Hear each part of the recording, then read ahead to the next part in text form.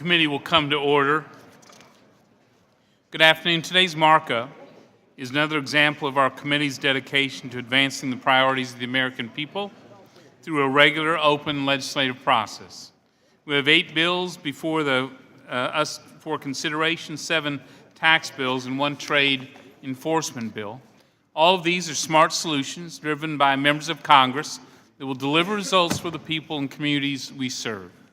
With so much on the docket today, I'll be keeping my opening remarks short, but I do want to highlight a couple of bills we'll be considering, including Congressman Dole's United States Appreciation for Olympians and Paralympians Act. This legislation addresses the tax treatment of medals or other prizes awarded to Team USA athletes during the Olympic and Paralympic Games. Team USA athletes train for years to have a chance to compete in the Olympic and Paralympic Games. This comes at a great personal sacrifice and oftentimes a significant family expense.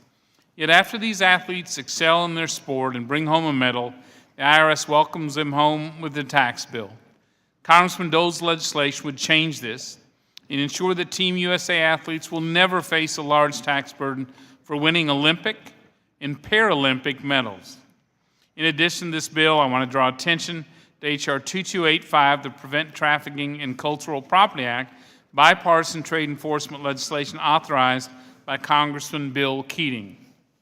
This bill improves U.S. Customs enforcement against trafficking in cultural property to prevent stolen or illicit cultural property from financing terrorist and criminal networks. At a time when our nation faces many serious national security threats, we have to do everything we can to cut terrorists off from resources needed to impose harm on Americans and our allies. This legislation will help us do that. Finally, I want to thank all the members of Congress and of this committee who crafted the legislation before us today for your hard work and leadership. This collection of targeted, bipartisan solutions will help address some significant challenges facing our communities. And by passing these bills, we can take meaningful action to improve the lives of millions of Americans. This time, I recognize the ranking member for any opening comments he may have. Mr. Chairman, you referred to regular order, and technically that was true because we received 48 hours notice. We didn't see the list of bills until Monday that you decided to bring up. You mentioned bipartisanship. It's true that some of these bills are bipartisan, but I'm sad to say that there hasn't really been that spirit as to how we proceed today. We gave you a list of bills that our members, after we received the list that you gave us, would like to bring up, and there has been no commitment that any of these bills will ever come up this session, and I think we can do much better. And if we're going to have broad bipartisanship, whoever's in the majority in this committee and in the Congress, it's going to have to truly be tax reform on a bipartisan basis. And if we can't proceed on small items, my concern is the example it sets for the much larger issues in front of us. Also, we received just yesterday a score on one of the bills. None of these bills are paid for. Most of them have a score that's very small. One of these bills, it turns out from the score we received yesterday, is over $1 billion. That kind of a bill deserves some careful attention in this committee. And I'm not sure what your plan is. I hope you'll talk with us about this as to how these bills might be brought up. But I want you to know that if a bill costing $1 billion over 10, if there'd be an effort to bring it up on suspension, that there needs to be very serious further discussion about that. I yield back. Thank you. Thank you, Mr. Levin. Just as a reminder, we notified the minority last Friday, obviously invited you to provide a list of bills to be considered, which were delivered about an hour after the markup was noted.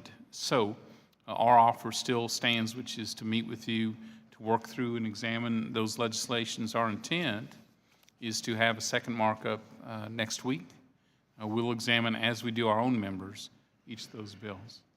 So we'll now consider H.R. 5719, the Empowering Employees Through Stock Ownership Act. At this time, I'd like to recognize the bill's sponsor, Mr. Paulson, for an opening statement. Thank you, Mr. Chairman and members. Thank you for holding this hearing in the markup today. I'd also like to thank Mr. Crowley for co-sponsoring this bipartisan legislation and bicameral legislation as well with Senator Heller and Senator Warner in the Senate. The Empowering Employees Through Stock Ownership Act is the result of two very simple but very important concepts. One is keeping the United States on the forefront of innovation, and secondly is promoting employee ownership. I think we all know that many employees are drawn to startup businesses for the opportunity to work on the next innovative solution that can improve the lives of millions. They also are drawn by the chance to have some ownership over that idea. At many startup businesses across the country, stock options can make up a significant portion of an employee's compensation. They're a good means of attracting top talent to a business that is not yet profitable and does not have the ability to pay high salaries that you might find at larger, more established companies. However, more and more startup employees are not taking advantage of this important benefit because they can't afford to. They can't afford to make the associated tax payment. And it's primarily because a lot of startup companies are privately held, and when they exercise those stock options, they don't have the ability to sell their stock on the market to cover the taxes. The Empowering Employee Through Stock Ownership Act fixes this by allowing individuals to defer the tax payment for a 7-year period or until their stock becomes tradable on an established market, whichever comes first. This will provide temporary relief for many employees currently in this situation and will also serve as an incentive for individuals that are trying to decide whether or not to participate and join a new exciting startup business that's on the verge of developing a life-changing technology. To put it simply, we shouldn't let the tax code stand in the way of those that are chasing their dreams or those that are seeking new creative environments that could lead to the next innovative idea.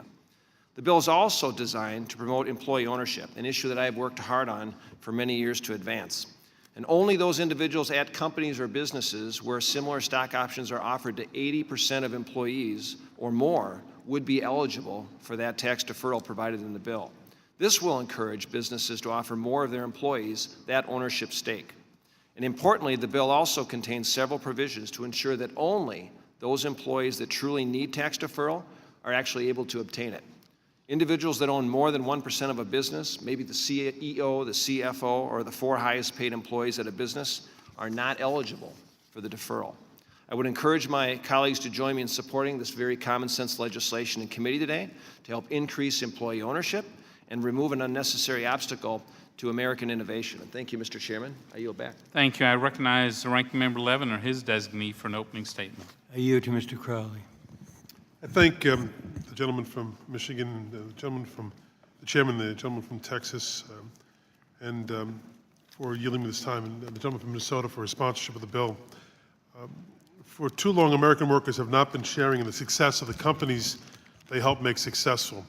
This bill aims to address that issue by promoting employee ownership. Many startup companies do not have the financial resources to pay their employees competitive market-based wages, so they resort to offering their employees stock options.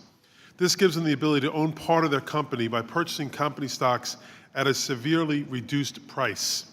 Currently, when an employee acquires a stock, this stock is taxed as income. If the company is publicly traded, the employee can turn around and sell some of their stock to pay the tax they owe, while still keeping the bulk of their shares and remaining, in effect, a part owner. But if the company is privately held, employees can't go to a market, since no market exists, to sell part of their shares to pay the taxes that are due. Now, these workers have to wait for a triggering event, such as a stock buyback or the company going public, before the stock is worth any real monetary value. But they are still forced to pay taxes on the phantom income of the fair market value of the stock at the time it was acquired.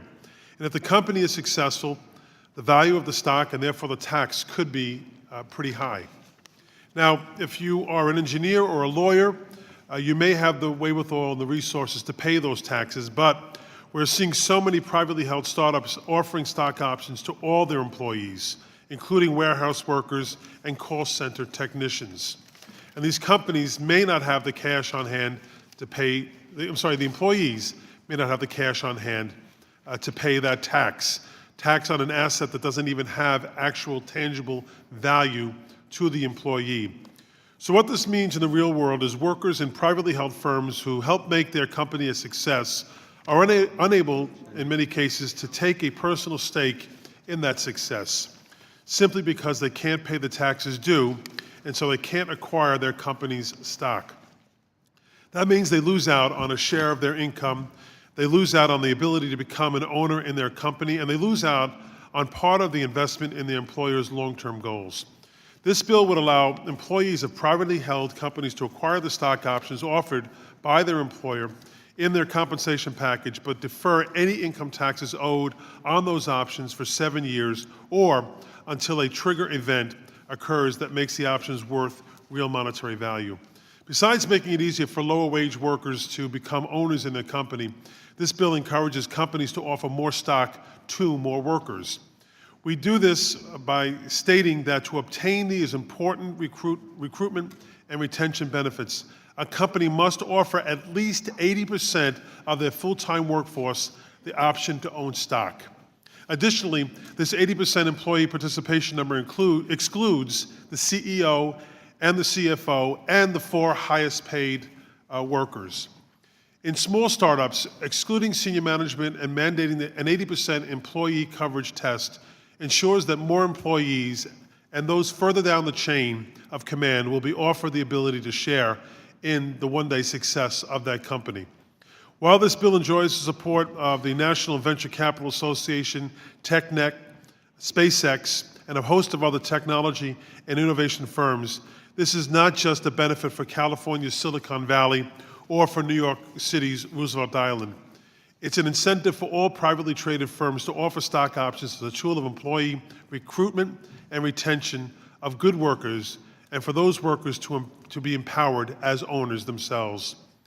During debate on this bill, Mr. Chairman, I will be offering an amendment to ensure that this does not add, the legislation we're considering today does not add a cent to our nation's deficit. I believe that will make this bill an even stronger bill. And with that, Mr. Chairman, I will yield back the balance of my time. Thank you. The committee will now proceed to consideration of H.R. 5719 without objection. Measure will be considered as read and open for amendment at any point. This time, I offer an amendment in the nature of a substitute, which was distributed in advance, along with the green sheet explaining it. Without objection, the amendment in the nature of a substitute shall be considered as read, open for amendment at any point, considered base text for purpose of amendment. I'll now turn to Tom Barthold, Chief of Staff of the Joint Committee on Taxation, to provide the technical description of the amendment, the nature of a substitute, with an emphasis on the changes made since introduction. I ask that members hold their questions until after his presentation. Mr. Barthold. Thank you, Mr. Chairman. The members of the committee have before them 2 joint committee documents, JCX 74 and 75, which describe H.R. 5719 and the chairman's amendment in the nature of a substitute. As a general rule, under tax law, employees must recognize income for the taxable year in which the right to stock is substantially vested with the employee. H.R. 5719 provides that for qualified employees, they may elect to defer the income attributable to qualified stock received in connection with an option or the settlement of a restricted stock unit for the performance of their labor services. As noted, the period of deferral is limited and limited by specified factors. Now, the chairman's amendment in the nature of a substitute expands the circumstances which would trigger the end of the deferral period to include the first date on which an employee can sell back to the employer the shares of stock that had been granted under an option. The amendment in the nature of a substitute also narrows the definition of eligible corporation for purposes of issuing such options to exclude the case where a predecessor corporation had been tradable on a public exchange. The amendment also creates a 10-year window as part of the test of who is an eligible employee for the purpose of excluding the 1% owners and the most highly compensated employees. The amendment also modifies the underlying legislation to provide that if a corporation engages in a share buyback program, it must buy at least, the buyback must include at least 25% of stock that had been elected to be deferred, or if not, no further deferrals may be elected in the subsequent year. The amendment modifies the notice procedures that are provided to be given to employees such that the notice must be at the time qualified stock is substantially vested with the employee. And lastly, in addition to some minor technical amendments, the chairman's amendment, the nature of a substitute, changes the effective date to be with respect to stock attributable to options exercised or restricted stock units settled after December 31st of this year. Mr. Chairman, that concludes my description of the underlying legislation and your amendment. I'd be happy to answer any questions that the members might have.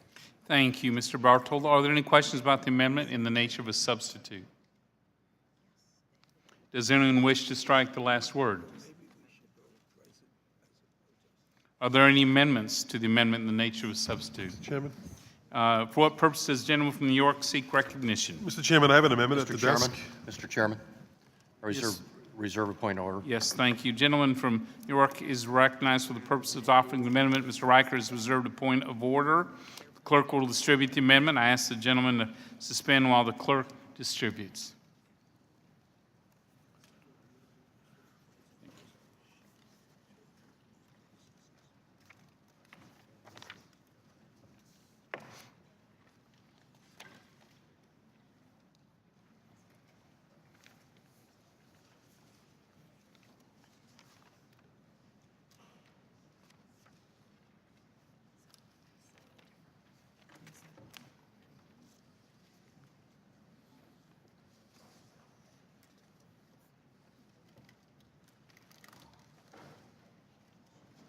Mr. Crowley, you're recognized for 5 minutes to speak on the amendment. Thank you, Mr. Chairman. Mr. Chairman, over the last 8 years, we have seen the U.S. budget deficit be cut by 2/3 from what President Obama inherited from his predecessor.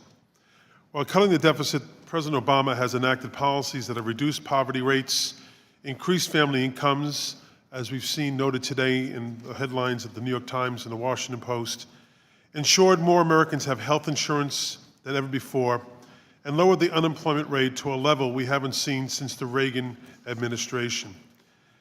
Now is not the time to go backwards. We need to keep this progress going and move forward.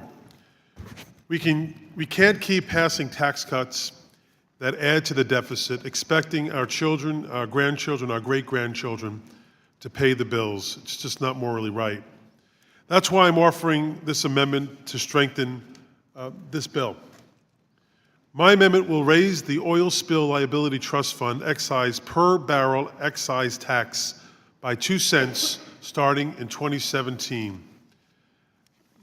This act will raise $1.03 billion to ensure that this bipartisan bill does not add a cent to the deficit. I ask for the support of the committee on this amendment, and if it passes, a yes vote on passage of the underlying bill. And with that, Mr. Chairman, I will yield back the balance of my time.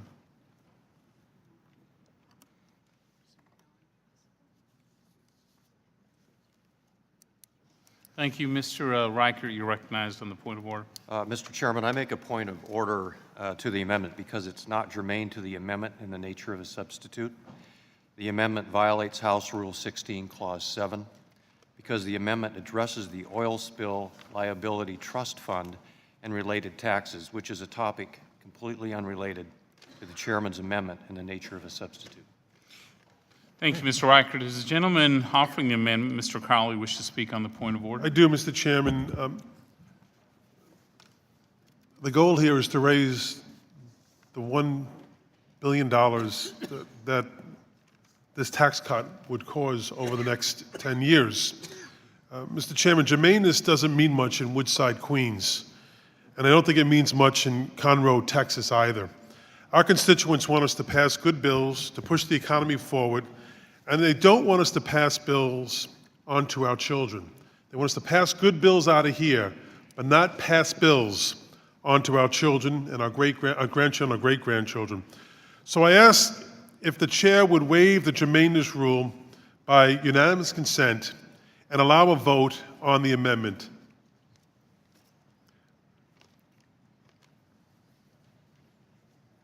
I'm asking for unanimous consent to waive the rule, Mr. Chairman. No. I suspect I know the answer, but I'd like to hear it. Did you write it down beforehand? Because I think you do know it.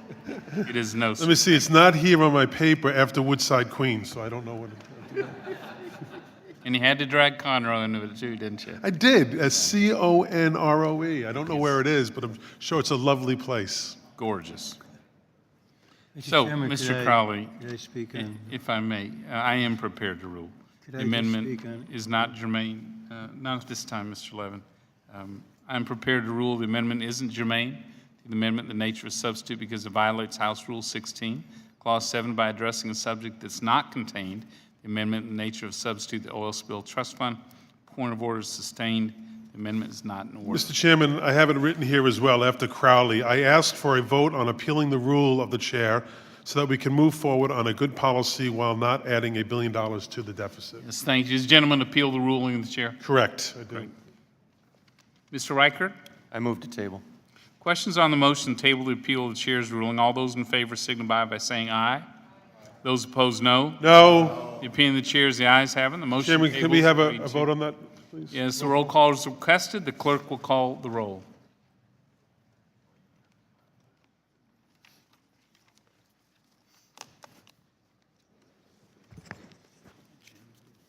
Mr. Johnson? Mr. Nunez? Mr. Teaberry? I'm just gonna ask, Mr. Teaberry? Oh, people are allowed, Mr. Teaberry, yes. are allowed Mr. Reichert? on the, Mr. Reichert, yes. Dr. Bustani? but I wanted to do that. Mr. Roscom? Mr. Roscom, aye. Dr. Price? Dr. Price, aye. Mr. Buchanan? Mr. Buchanan, aye. Mr. Smith of Nebraska? Mr. Smith, yes. Ms. Jenkins? Ms. Jenkins, aye. Mr. Paulson? Mr. Paulson, aye. Mr. Marchant? Mr. Marchant, aye. Ms. Black? Ms. Black, aye. Mr. Reed? Mr. Reed, aye. Mr. Young? Mr. Young, aye. Mr. Kelly? Mr. Kelly, aye. Mr. Renacci? Mr. Renacci? Mr. Renacci, aye. Mr. Meehan? Mr. Meehan, aye. Ms. Nome? Ms. Nome, aye. Mr. Holding? Mr. Holding, aye. Mr. Smith of Missouri? Mr. Smith, aye. Mr. Dold? Mr. Dold, aye. Mr. Rice? Mr. Rice, aye. Mr. Levin? No, Mr. Levin, no. Mr. Rangel? No. Mr. Rangel, no. Dr. McDermott? No. Dr. McDermott, no. Mr. Lewis? Mr. Neal? Mr. Neal, no. Mr. Becerra? Mr. Doggett? Mr. Thompson? Mr. Thompson, no. Mr. Larson? Mr. Larson, no. Mr. Blumenauer? Mr. Blumenauer, no. Mr. Kind? Mr. Kind, no. Mr. Pascrell? Mr. Pascrell, no. Mr. Crowley? Mr. Crowley, no. Mr. Davis? Mr. Davis, no. Ms. Sanchez? Ms. Sanchez, no. Mr. Johnson? Mr. Nunez? Dr. Bustani?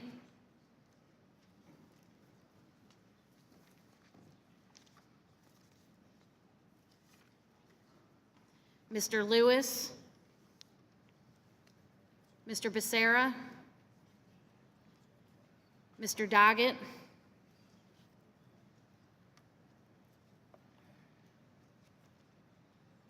Chairman Brady? Aye. Chairman Brady, aye.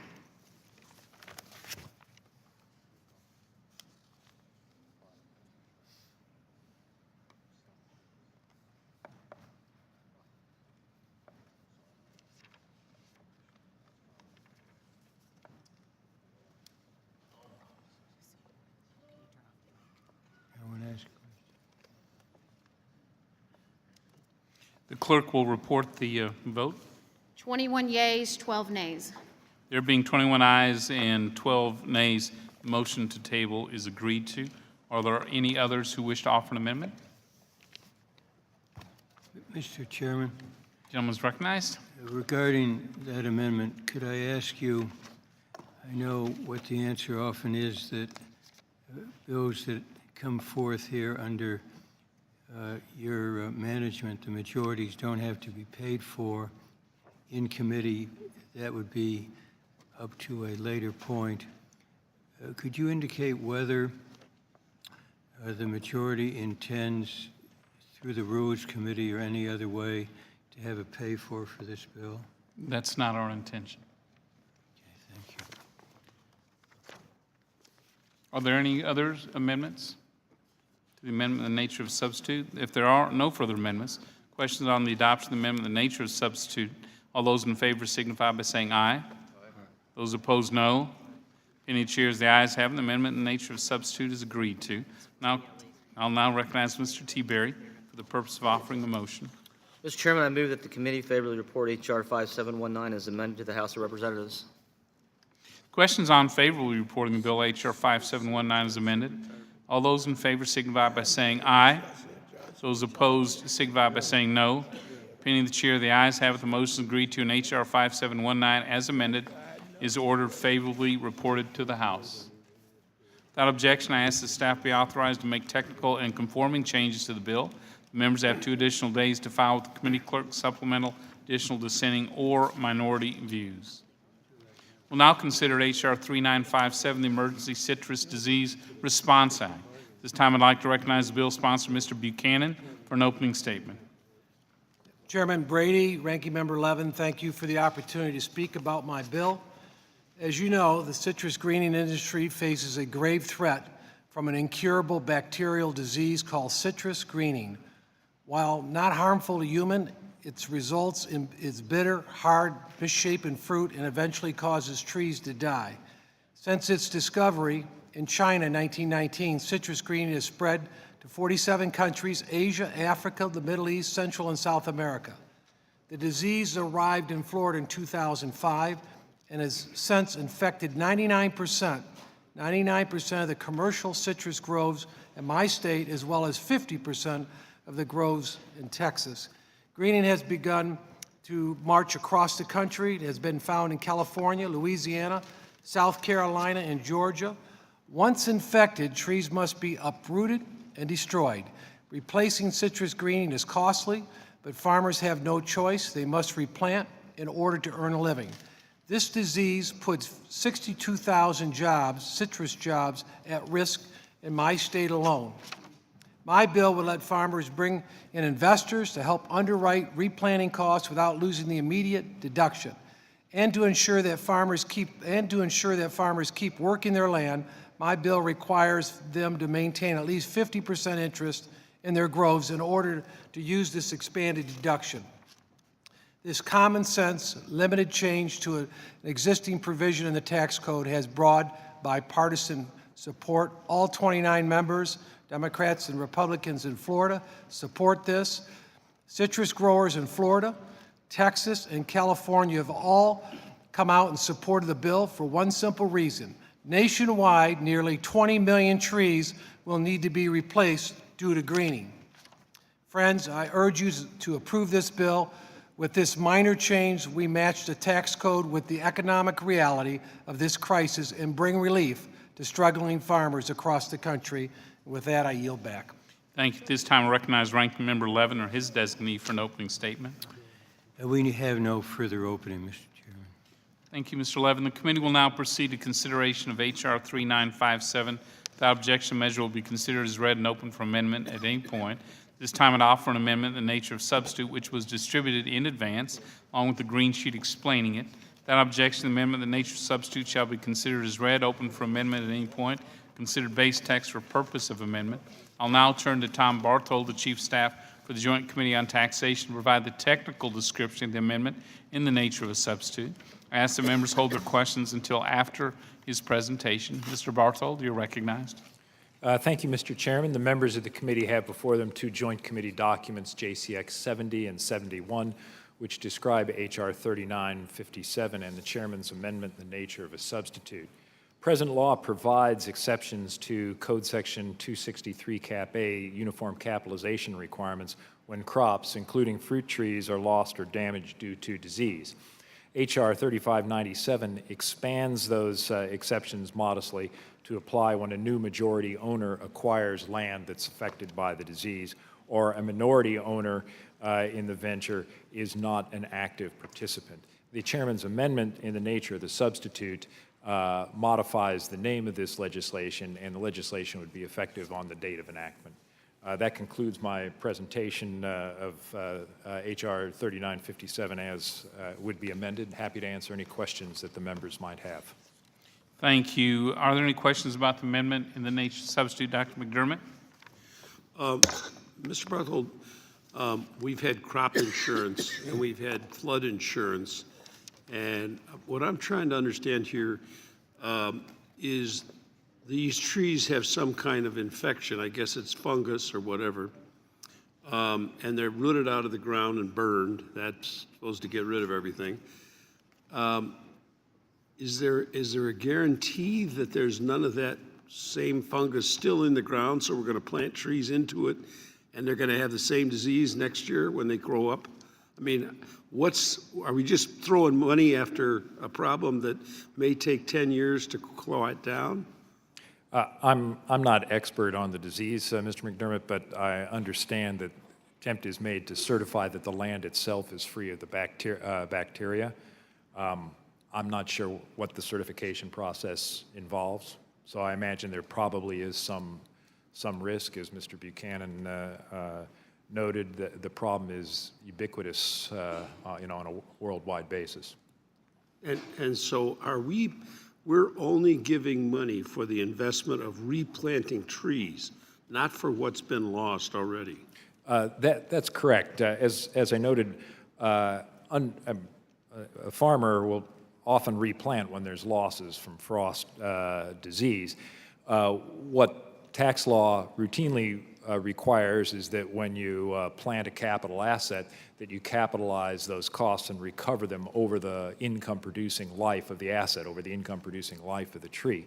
What's being changed here in the legislation is, in the case of replanting due to disease, the taxpayer is allowed to expense, to recover all those costs in the year in which they're incurred, rather than to capitalize them and recover those costs over time. Is that same process used in flood insurance when something's flooded out? I mean, Louisiana just been in here, and they've had 6 feet of water all over Baton Rouge and everywhere else. There's going to be a lot of losses there. Is that capitalization the same, is treated in the same way? In the agricultural context, that's generally the case. The general rules under Section 263 Cap A is that you do not have to capitalize if you're replacing because of disease, disaster, frost, casualty loss. Why do they have to capitalize in this case? No, well, the expansion. So that we have to change it. No, the expansion here is expanding the.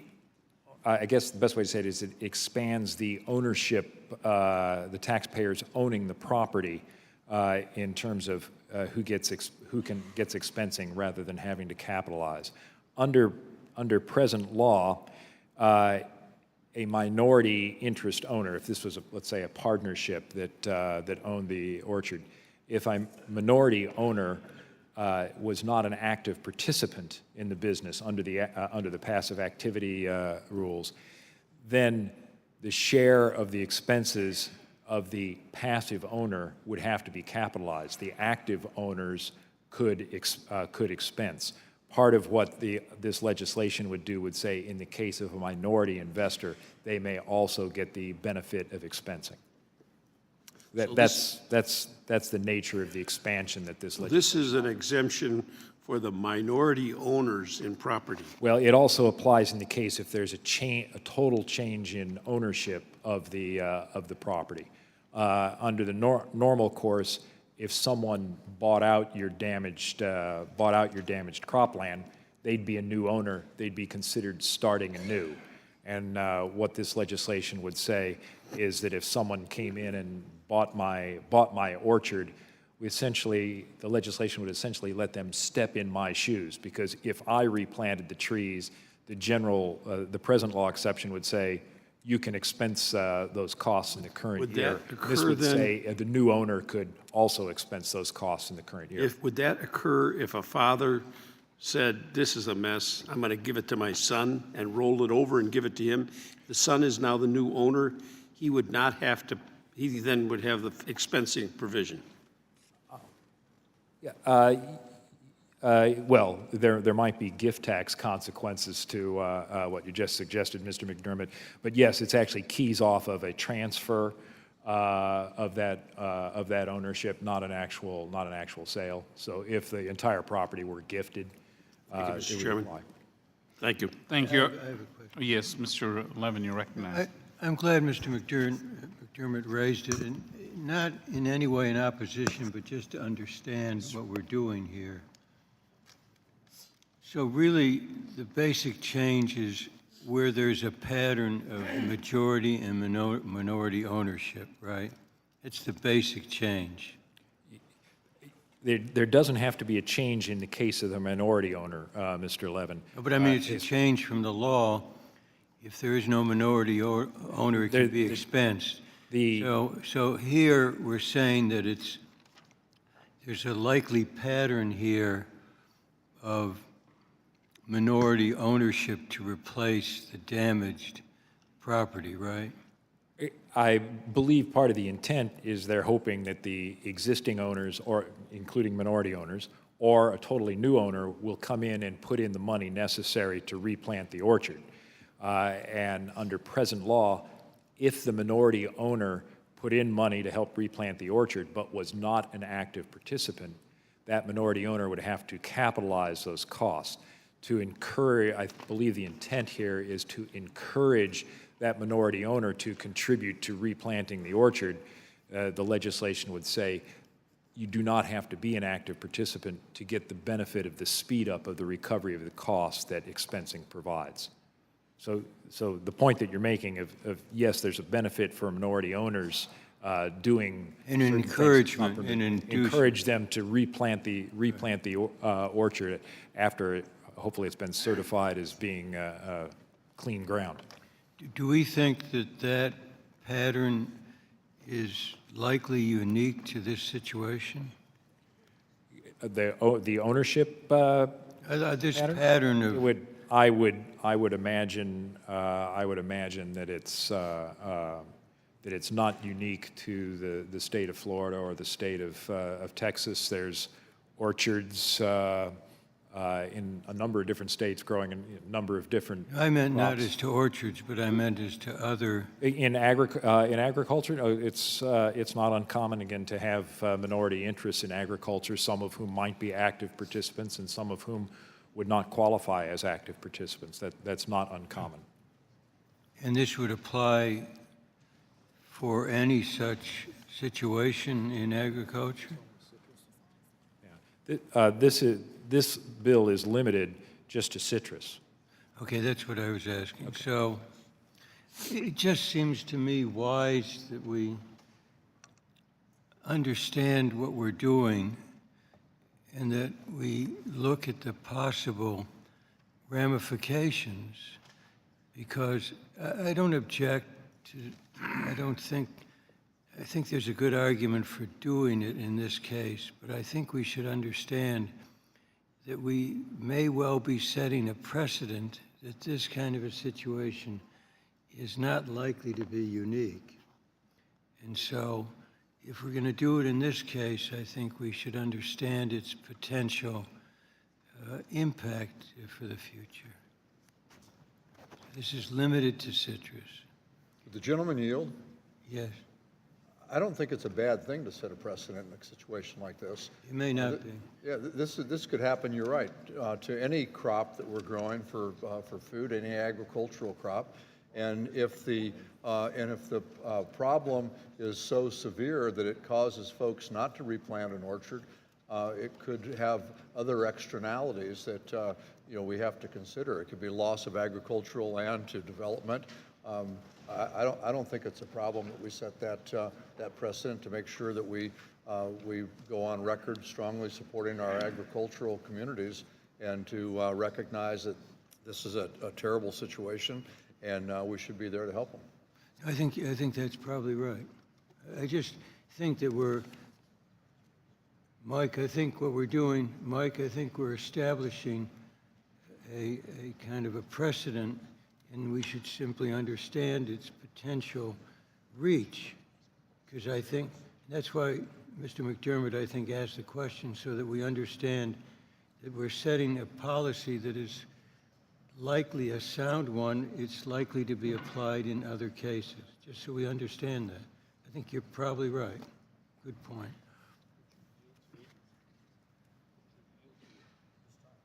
I yield. I think You it have was your about time. 2 I think I seconds took left your here. time. Whose time was it? Time has expired. It was yours, Mr. Levin. Okay. So are there any questions any other questions in the amendment? Mr. Kind. In the name? Mr. Kind, you're recognized. Thank you, Mr. Chairman. Mr. Barthel, I don't know if you would know the answer to this, and I'd be happy to yield to my colleague from Florida, but I think Mr. McDermott raised an interesting question. Are these crops normally covered under some type of crop insurance program or some type of insurance guarding against the loss under these circumstances? And I guess the root of my question is, can you assure us, or can my friend from Florida assure us that there's no double dipping going on here with not only collection of insurance proceeds, but also this tax immediate expensing provision that's before us today? Mr. Kind, I'm not familiar enough with crop insurance programs to know the coverage in this area. Okay, yeah. Vern, do you know offhand? I don't know, but I know that 99% of the trees in Florida are diseased, and they're looking to get basically capital to replant these trees. Some farmers have the capability, many of them don't. They're going to have to sell the farm. So that's the reality.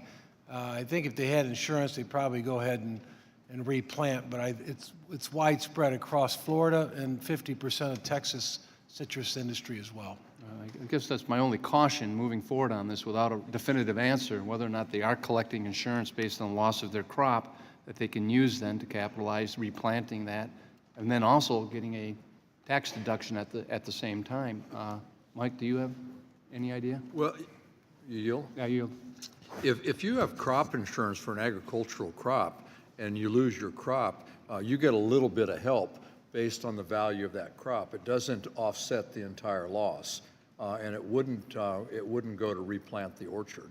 So you might get a little bit, to keep you above water, but it doesn't make you whole. Well, it depends on the nature of the insurance and the contract that you enter into, and what you're ultimately covering from liability there. But I don't know. I guess as we move forward today and get closer to the floor action, that would be certainly something, Vern, I'd be happy to try to clarify with your help on.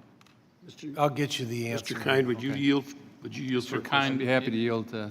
before you do that, Dr. McDermott, Doctor, if you may, I think Mr. Bartold wanted to help clarify Mr. Kind's question. Mr. Kind, if the owner received payment for the loss of the tree to replace the tree, it's like when your house is damaged and you get payment to replant the house, you can only expense to the extent that the cost of replanting exceeds the insurance payment. So in that sense, there's no double dip on an insurance benefit. All right, that's helpful. I yield to Mr. McDermott. I just would like to talk about the precedent that's being set here, and you're saying that this is just for citrus. Now, all up and down the West Coast, we got vines, and we grow grapes, and we got huge wine industry in Washington and Oregon and California. If a fungus gets into those vines and they are wiped out, as they were some years ago, the replanting of them will not be, they would have to be under the capitalization. They would not be expensed under the present law. That's not completely true, Mr. McDermott.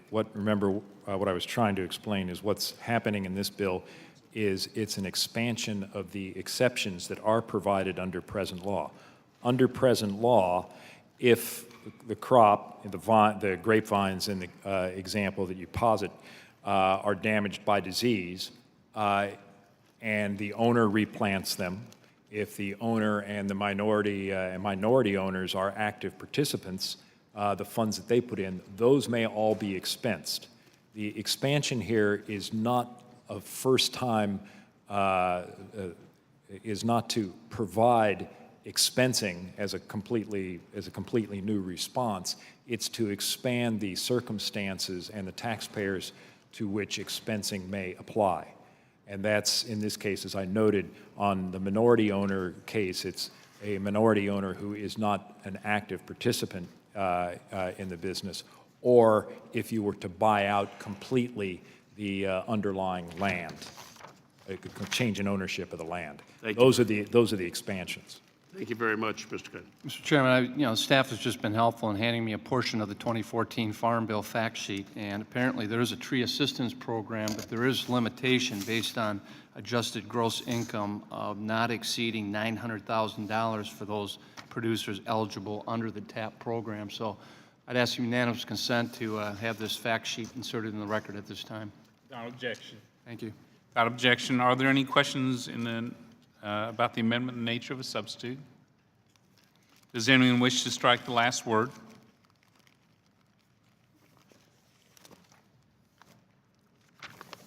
If there are no, are there any amendments to the amendment and nature of a substitute? If there are no amendments, questions on the adoption amendment and the nature of a substitute, all those in favor signify by saying aye. Those opposed, no. Being the chair, the ayes have it. The amendment and the nature of a substitute is agreed to. I'll now recognize Mr. Teaberry for the purpose of offering a motion. Thank you, Mr. Chairman. Mr. Chairman, I move that the committee favorably report H.R. 3957 as amended to the House of Representatives. Questions on favorably reporting Bill H.R. 5957 as amended. All those in favor signify by saying aye. Those opposed, no. Opinion of the chair, the ayes have it. The motion is agreed to, and H.R. 3957 as amended is ordered favorably reported to the House. Without objection, I ask the staff be authorized to make technical and conforming changes to the bill. The members have 2 additional days to file with the committee clerk supplemental, additional, dissenting, or minority views. We will now consider H.R. 5946, the United States Appreciation for Olympians and Paralympians Act. This time I'd like to recognize the bill sponsor, Mr. Dold, for an opening statement. Thank you, Mr. Chairman. Every 2 years, young men and women travel around the world to represent the United States at the Olympic Games and the Paralympic Games. These gifted athletes have dedicated their lives to training for the opportunity to compete on the world's greatest stage and represent our nation, often with little financial help. The vast majority of these athletes do not have endorsement deals or sponsors. Instead, they often work full-time jobs while training or are full-time students, like Olivia Smoglia, who was born in Glenview, Illinois, who won the gold in the 4x100 medley relay while also studying as a student at the University of Georgia. Over the years, there have been a number of stories of athletes who have struggled just to get by while training to represent our nation. Olympians like Sarah Robles, who is now the highest-ranked U.S. weightlifter. While training for the 2012 London Games, she lived in near poverty on just over $400 a month. Sarah continued to focus on her training, and this past summer in Rio, she stood triumphantly on the Olympic podium, earning a bronze medal for the United States. And Paralympians like archery champion and world record holder Matt Stutzman, who picked up hunting to help feed his family while he was unemployed and having difficulty paying his rent. These are just a couple of examples, but they are indicative of the hardships and sacrifices faced by many U.S. Olympians as they train for the opportunity to represent our country at the Olympic Games. These men and women are the embodiment of the Olympic spirit. Upon their return from the Games, our Olympians are met with praise and admiration. However, for those who win a medal, they're also met with a tax bill from the IRS. Not only do our Olympians owe the federal government tax revenue based on the value of their Olympic medal, or in some instances medals, plural, they also owe a cut of their prize winnings provided by the United States Olympic Committee. This tax on success is a disservice to the great athletes who compete for the United States. That's why I introduced, with Congressman Blake Farenthold, the United States Appreciation for Olympians and Paralympians Act. This legislation will eliminate the tax that the IRS imposes on both Olympic and Paralympic winnings by declaring that medal value or prize money awarded only by the United States Olympic Committee to our medalists not be counted as gross income. Our Olympic and Paralympic athletes serve as a catalyst to bring our nation together every 2 years. I would hope that those on the committee would join me in showing our appreciation for Olympians and Paralympians' hard work and dedication by supporting this bipartisan piece of legislation. It has been endorsed by the Americans for Tax Reform, and Mr. Chairman, I'd like to at this time ask that this letter from Americans for Tax Reform be entered into the record. Without objection. Mr. Chairman, I yield back. Thank you. At this time, I recognize Ranking Member Levin or his designee for an opening statement. We have no further opening statement. The committee will now proceed to consideration of H.R. 5946. Without objection, the measure will be considered as read and open for amendment at any point. This time, I offer an amendment in the nature of substitute which was distributed in advance, along with the green sheet explaining it. Without objection, the amendment in the nature of substitute shall be considered as read, open for amendment at any point, and considered base text for purpose of amendment. I'll now turn to Tom Bartold, the Chief Staff of the Joint Committee on Taxation, to provide the technical description of the amendment in the nature of a substitute, with an emphasis on the changes made since introduction. I ask that members hold their questions until after his presentation. Mr. Bartold. Thank you, Mr. Chairman. The members of the committee have before them two joint committee documents, JCX 72 and 73, which describe H.R. 5946 and the chairman's amendment in the nature of a substitute.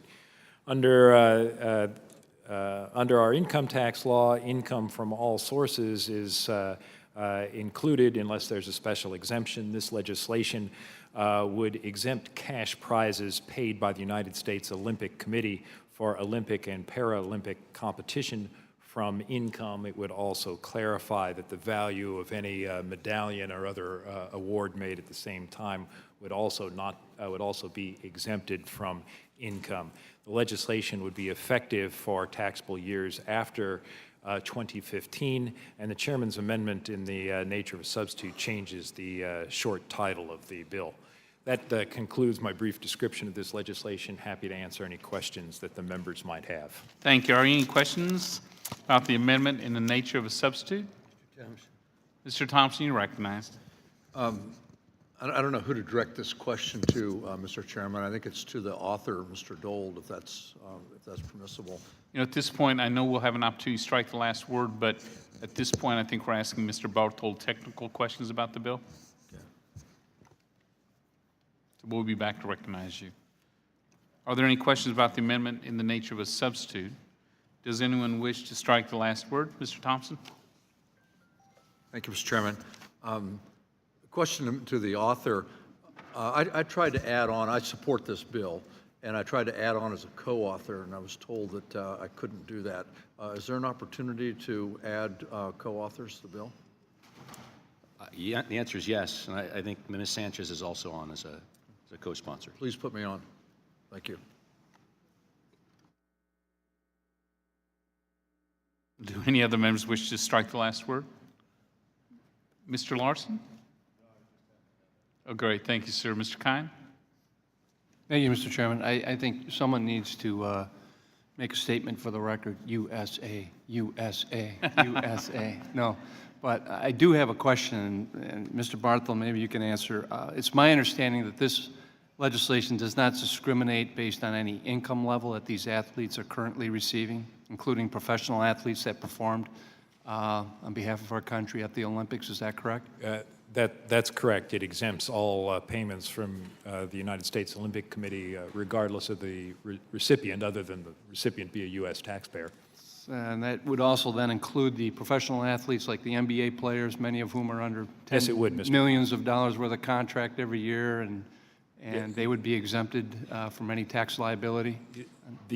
On the USOC's award, yes. Right, exactly. And nor does this have a provision in it that would take into consideration any foul play or misdeeds that may have occurred at the Olympics. Is that correct? Again, there's no restrictions. It only goes to the value of the award from the U.S. Olympic Committee. We've done this in the past as a Congress? The Congress has not enacted legislation such as this on a temporary or permanent basis in the past, although prior to the 1986 Reform Act, a number of awards and prizes were exempt from income. Okay. Thank you. I yield back. Thank you. Any other members wish to strike the last word? Let me just ask. Mr. Levin, you're recognized. So how much income is involved here? I guess you didn't do a distribution table on this, right? Well, not a lot of income there, you know, despite the success in the recent summer games. We're not talking about that many taxpayers. And the awards that the United States Olympic Committee is paying are $25,000 to gold medal winners, $15,000 to silver medal winners, and $10,000 to bronze medal winners. There are modestly smaller amounts of awards paid to Paralympic gold, silver, and bronze medal winners. So how much income was involved as you? I'd have to call up one of my colleagues and ask, because I know the numbers on our revenue table are rounded to the nearest million. So I'd have to ask. I'm not sure right now. And remember, in terms of our revenue estimate, we might be overly optimistic, but it is also, this provision would be permanent law, so it's also making an estimate of awards that will be paid at future competitions, such as the Winter Olympics and future Summer Olympics and the like. So this is not just about the 2016 Olympic. This legislation is not just about the 2016 Olympic Games, Mr. Levin. So you had to guess how much income's coming. We made estimates. We were assuming that the United States team would generally be at least as successful in future winter and summer games as they have been over the past several, and that there might be modest increases in awards from the U.S. Olympic Committee. But given that inflation is projected to be low, I don't think that we made much adjustment upwards in terms of future prizes, financial prizes that might be awarded. I'm a hockey fan. You think the U.S. will win? Yeah, what is the prediction there, Mr. Barthold? And how many golds are we going to win in the winter? Because we need to know. Don't avoid the question. Well, we can give you the trend line. I mean, it basically kind of went off the trend line here. But if you is this have dynamic scoring in any way? I think it's static. We do account for the behavioral interactions here in terms of the rest of the Internal Revenue Code. So, thank you. Do any members wish to strike the last word, Mr. Bell? Yes. Oh, Dr. McDermott. Mr. Chairman, I don't have anything against Olympic performers, and in fact, I'm proud of them, as everyone is. But we've chosen one group to exclude their money that comes to them from income. Now, there's a House Bill 2429, which is backed by about 15 college organizations and students from everybody from the Association of Student Body Presidents to the governing boards of universities and colleges, that would exclude from income the amount of money that they give in debt relief. Now, if a student is $30,000 in debt and they give them $20,000 in debt relief, that becomes income. Suddenly a student who's been paying off their loan, and they get some kind of a deal and they get their debt relief, that immediately becomes income for them. And every college recognizes that what you're doing is slugging the kid one way or the other.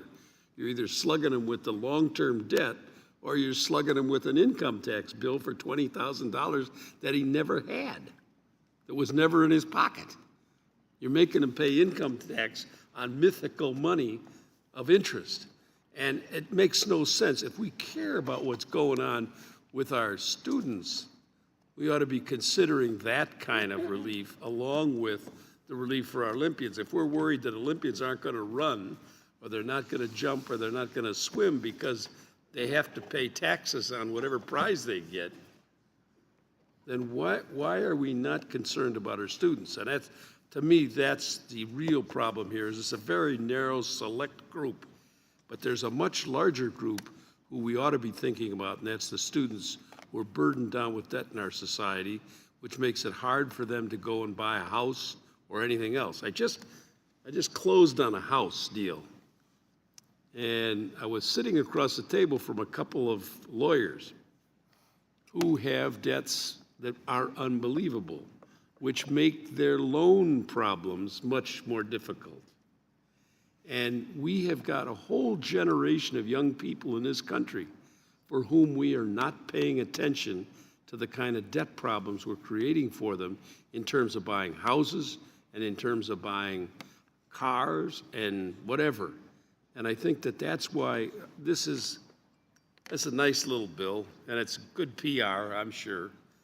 But, the sheet says here it's only going to cost $3 million, so it really is hardly worth talking about.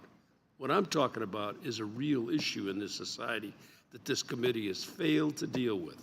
I yield back the balance of my time. Thank you. Are there any amendments to the amendment in the nature of a substitute? Mr. Larson, you're recognized. Mr. Chairman, Mr. Reichert? I reserve a point of order. Gentleman reserves point of order. Mr. Larson, for what purpose? Thank you, Mr. Chairman Brady, and I welcome this opportunity. And I certainly want to add that I commend the author of the bill, and while along Mr. Kine's reasoning, I don't know if Kevin Durand and Mello are in need of a tax exemption, but nonetheless, I understand why we would want to provide relief for other athletes who aren't as well off and deal with hardships, et cetera, as Olympians. But my amendment wouldn't change any of the contents of this bill. It would, however, add an acknowledgement for another set of heroes and people that put their lives on the line every day for their communities. This week, we all paused to remember our brave first responders, and we all have that vision in our minds of those running up the stairs as people were coming down the stairs at the Twin Towers. Those heroes who without hesitation put themselves at risk, paid the ultimate sacrifice in service to their fellow Americans. In local communities across our nation, in fact, our neighborhoods are protected by citizens and who, out of duty to protect their neighbors, volunteer as first responders. They make up 70% of that workforce, as I know many on this side of the aisle know and recognize. Not only do they provide life-saving services, but they save municipalities billions of dollars every year.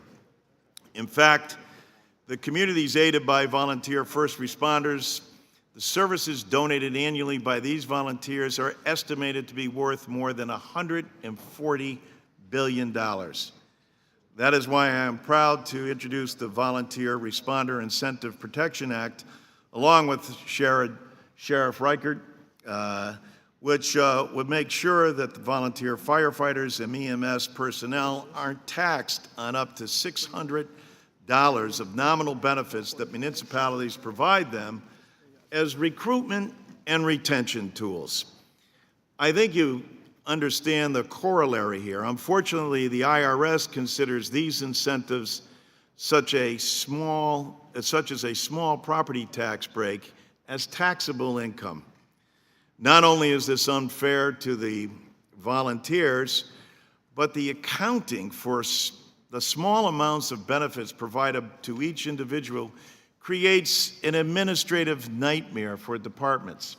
So we have both this administrative nightmare and this volunteer effort that we're penalizing people for, and juxtaposed against a good bill that my colleague has put forward.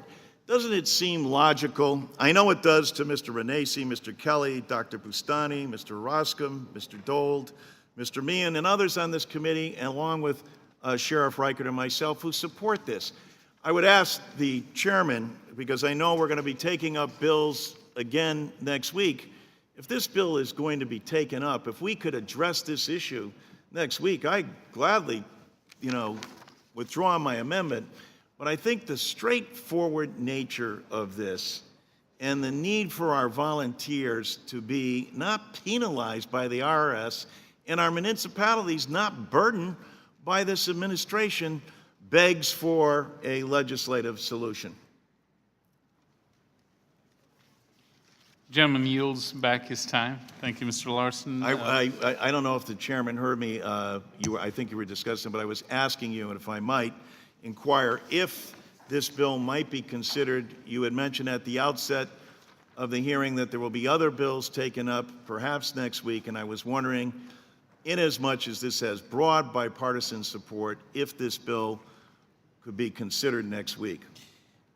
We will consider all proposals through regular legislative process. Our intent, but it hasn't yet been determined that we will have another markup next week. So we'll continue to work with you, Mr. Larson. Well, I'll reserve comment at this point. Thank you. Gentleman from Washington is recognized to sustain. So Mr. Larson didn't withdraw his amendment? No, I'm not withdrawing the amendment. Okay. If the amendment's if it's going to be taken up next week, but I'm told it may or may not, so in that case, I think these firefighters and these individuals deserve a vote, and they deserve to Thank you, Mr. Larson.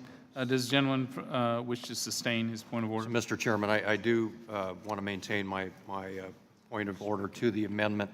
However, I think most everyone on this panel knows, and I appreciate Mr. Larson's use of the title sheriff. It's one that I'm very proud of after 33 years in the sheriff's office, and being one of those first responders running to danger and being injured and wounded in that effort. I totally understand the effort that you're putting forth here, and the effort that Mr. Renacci has supported, Mr. Kelly, and the list of names that you rattled off, Mr. Larson.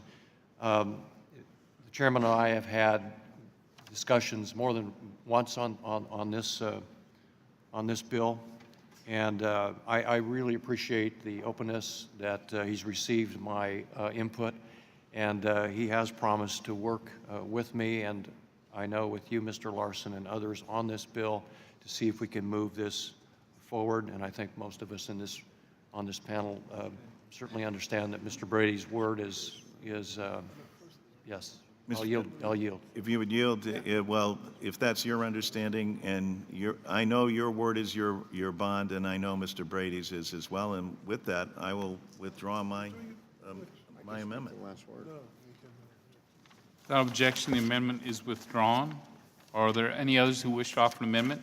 The amendment in nature of substitute. Mr. Pascrell? Yeah, but before I enter my amendment, Mr. Chairman, I just wanted to add to what my friend from Washington and my friend from Connecticut have just stated. As chairman of the Fire Services in the Congress, I totally support what Mr. Larson and Mr. Reichert are trying to do here. Volunteers, you know, in the legislation that we passed, the Fire Act, and the... Thank you, Mr. Pascrell. Just to be certain, so are you offering an amendment? Yes. Amendment in nature of substitute. If you would suspend for a moment so that we can distribute that. Thank you. And have this discussion. Thank you. Okay.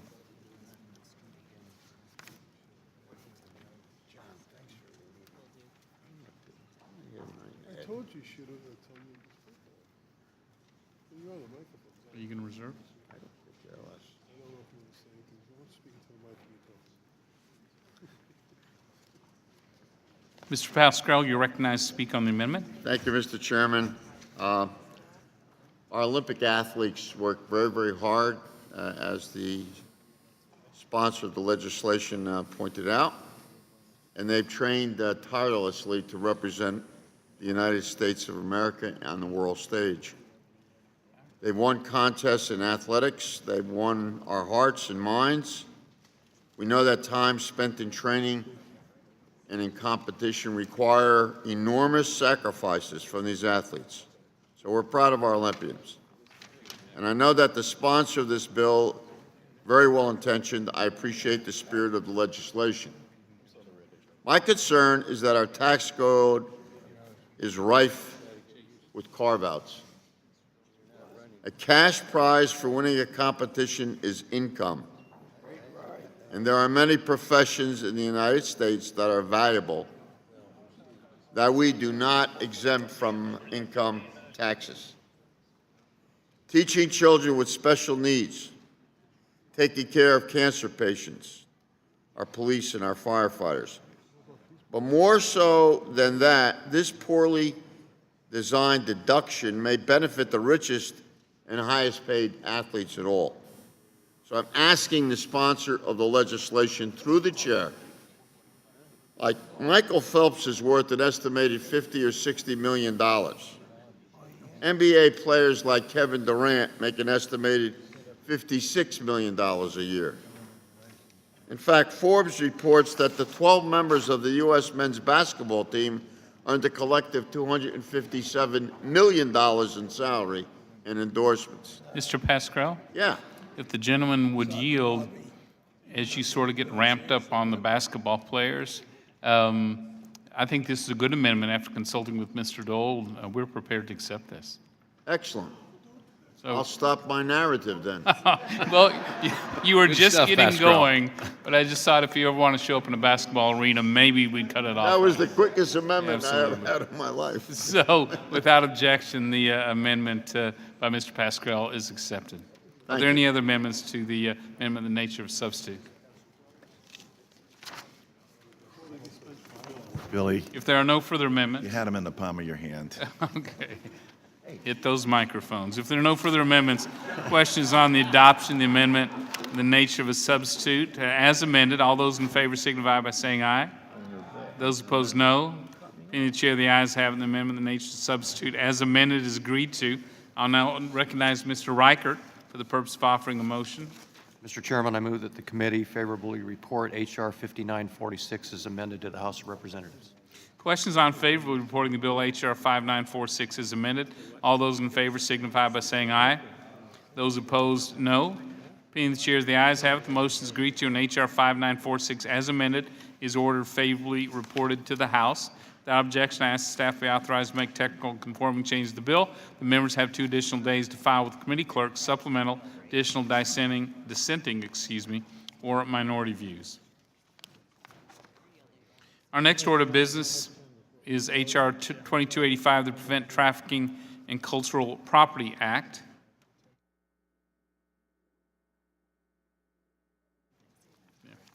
In the interest of time, I'm going to forego an opening statement and recognize Mr. Levin for an opening statement or his designee. Let me suggest, let the majority know we may be a bit late because they cut off and 15, 20 of us didn't get to vote yesterday. So let's be sure they don't cut us off from voting. Yes, sir, I agree. So we will call the cloakroom and stay on top of it. So the committee will now proceed to consideration of H.R. 2285 without objection. Measure will be considered as read, open for amendment at any point. This time I offer an amendment in the nature of substitute which was distributed in advance along with the green sheet explaining it. Without objection, the amendment in the nature of substitute shall be considered as read, open for amendment at any point, and considered base text for purpose of amendment. I'll now turn to Angela Ellard, the Chief Trade Counsel and Staff Director of the Trade Subcommittee, to provide the technical description of the amendment, the nature of substitute with an emphasis on the changes made since introduction. I ask that members hold their questions until after her presentation. Thank you, Chairman Brady. As you note, the bill was circulated in advance, as well as the amendment in the nature of a substitute, which contains mostly technical changes, differences between the bill as introduced. The bill establishes the policy of the United States to ensure that Customs and ICE enhance and unify efforts to interdict, detain, seize, and investigate cultural property illegally imported into the United States. It also establishes the policy to protect cultural property pursuant to obligations under various treaties. It designates principal coordinators to direct, manage, coordinate, and update policies and procedures regarding illegally imported cultural property, and update directives, regulations, rules, and devise new ones as necessary, and also to provide relevant personnel with sufficient training to enforce the procedures. Thank you, Ms. Heller. Are there any questions about the amendment and the nature of the substitute? Does anyone wish to strike the last word? Are there any amendments to the amendment in the nature of a substitute? There being no, if there are no amendments, the question is on the adoption of the amendment in the nature of substitute. All those in favor signify by saying aye. Those opposed, no. Being chair, the ayes have it. The amendment in the nature of substitute is agreed to. I'll now recognize Mr. Reichert for the purpose of offering a motion on H.R. 2285.